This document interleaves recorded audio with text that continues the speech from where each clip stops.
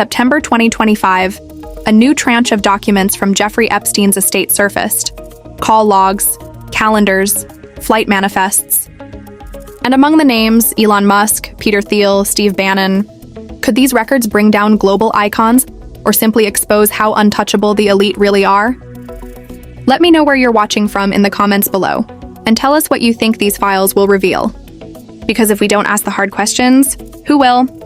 In August of 2025, the Department of Justice, under mounting pressure, quietly handed over the first batch of sealed Epstein and Maxwell case files to the House Oversight Committee. It was the result of a months-long subpoena fight, and it was just the beginning. Then, 1 month later, the dam broke. In September, House Democrats released thousands of pages to the public. The documents were staggering: calendars, call logs, flight manifests, financial ledgers, all straight from Epstein's private archives. Some victims' names were redacted to protect privacy, but many others were not. Tucked inside the files was something deeply personal and deeply unsettling: Epstein's 50th birthday book, a curated collection of letters, drawings, and dedications from some of his closest and most influential associates. A twisted scrapbook. Now evidence. But what truly caught the public's attention were the names. Elon Musk, listed in a 2014 calendar entry that read, "Elon Musk to Island Dector 6. Is this still happening?" No confirmation of the meeting, just the possibility, penciled in. Peter Thiel and Steve Bannon were both flagged for lunches and meetings in 2017 and 2019, years after Epstein was a registered sex offender. Whether they knew the full extent of his crimes or simply chose to ignore them remains unknown. Prince Andrew's name re-emerged again, tied to a 2000 flight manifest as a listed passenger. And in the financial ledgers, a vague but disturbing line item, a payment to Andrew for massage services, or as Epstein's code sometimes called them, yoga. The birthday book also included names like Bill Clinton, Donald Trump, and others, letters, notes, dedications, not direct accusations, but traces of affiliation, echoes of access. It's important to say this clearly. None of the newly released documents directly accuse Musk, Thiel, Bannon, or others of criminal acts. What they reveal is proximity, contact, meetings scheduled, or at least considered, names that appear repeatedly in the shadows.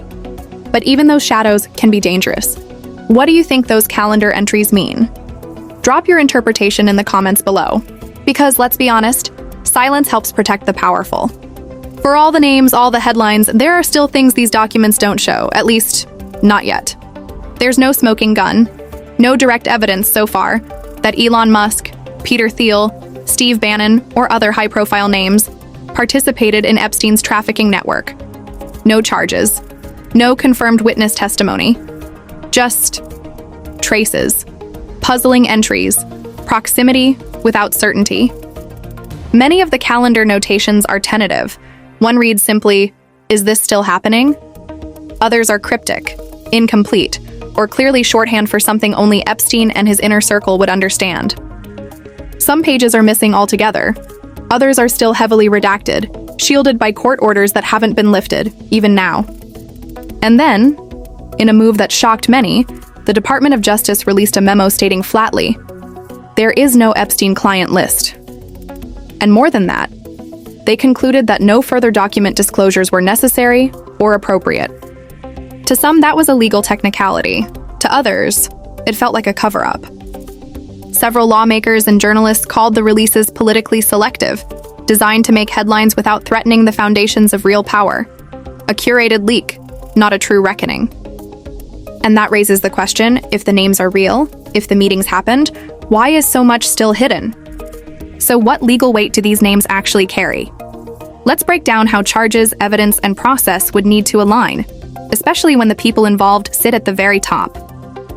To understand why these newly released files matter, we have to go back to the man at the center of it all. Jeffrey Epstein, a financier, a convicted sex offender, and the accused mastermind of an international trafficking operation involving underage girls and some of the most powerful men in the world. His method? Gain influence, build trust, then use his wealth and his victims to trap the rich, the famous, and the protected. In 2008, after being investigated for sexually abusing dozens of underage girls in Florida. Epstein struck a now infamous plea deal, a state-level conviction with just 13 months served, much of it on work release. Prosecutors didn't inform the victims. The deal effectively shielded his co-conspirators. Many would later call it a sweetheart deal, and the first major failure of justice. It wasn't until July 2019 that Epstein was arrested again, this time on federal charges of sex trafficking minors across state and international borders. But just weeks later, in a Manhattan jail cell, he was found dead, ruled a suicide.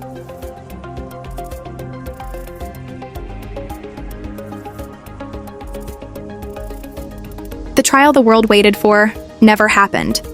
In the years that followed, investigators shifted their focus to his inner circle. Chief among them, Ghislaine Maxwell, a British socialite turned recruiter, convicted in 2021 for helping Epstein groom and traffic young girls.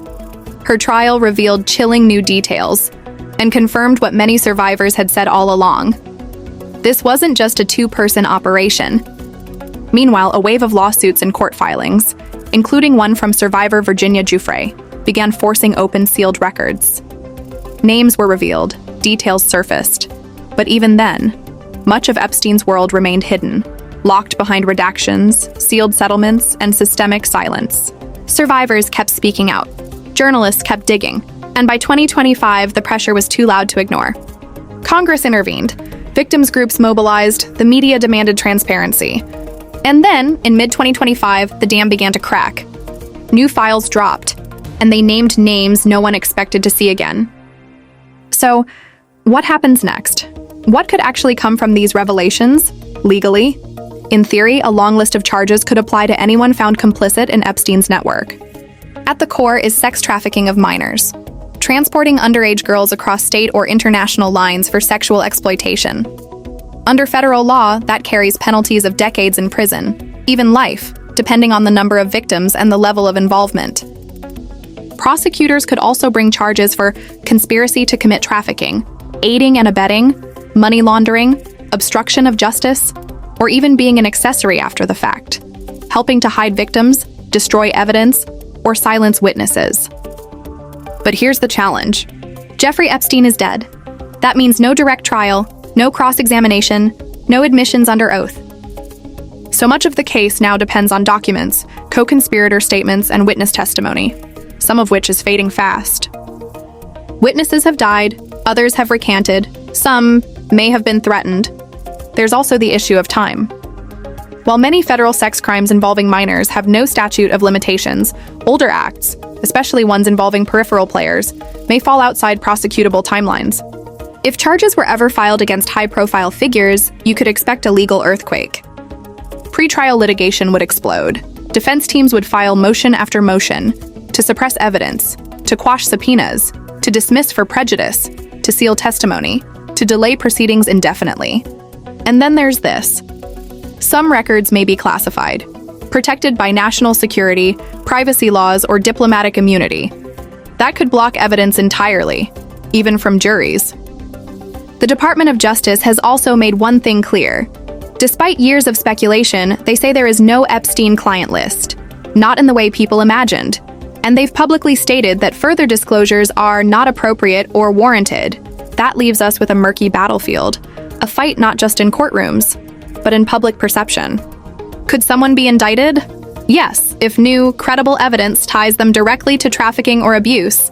But that would likely require witness testimony, financial trails, communications, and corroboration strong enough to hold up under intense legal fire. More likely, some individuals may be called before Congress, placed under oath, forced to answer, not criminally, but publicly. It's a long road, and the legal system is built, in theory, to protect the innocent until proven guilty. But remember, the powerful have always had more than their share of protection. But legal theory only lines the stage. The human story, the victims, the psychology, the imbalance of power, that's what gives it real weight. To understand how Epstein built a network this vast, you have to step inside his psychology and the social ecosystem that enabled him. Jeffrey Epstein thrived on power, secrecy, and leverage. He wasn't just a financier, he was a collector of connections, of secrets, of potential blackmail. His calendars, logs, and even that infamous birthday book paint a picture of a man meticulously building a social empire. Every meeting, every contact, every favor recorded. Psychologists point to narcissistic traits, psychopathy, and a deep drive to manipulate. He groomed victims and courted the elite with the same cold precision. Both were pawns in his strategy of control. But why did so many powerful people orbit him in the first place? For some, it was status, access to private jets, exclusive circles, an introduction to someone even richer.